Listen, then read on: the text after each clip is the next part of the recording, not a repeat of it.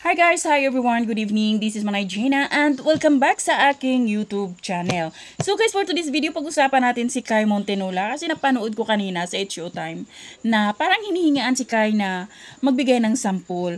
At yun nga, nag-request si Kai na kung pwede si Sir Ogie Alcacid ang kaduwit niyang kumanta. So, pinagbigyan naman siya ni Sir Ogie at yun nga, grabe, napawaw si Sir Ogie at sabi nga niya na ang sarap pakinggan. Panoorin natin, guys.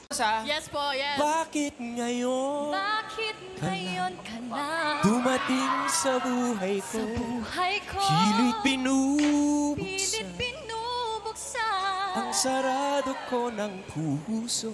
Ikaw ba Ikaw ay ba nararapat ay sa akin? nararapat sa akin? Sarap pakinggan eh. Ginalingan mo naman. Grabe. Ginalingan din ni Oh my Kai. gosh. At Thank siya you. ay At siya ba ay dapat ko nang limutin. dapat limutin? Nais kong malaman Nais malaman ngayon bakit ngayon ka na dumating.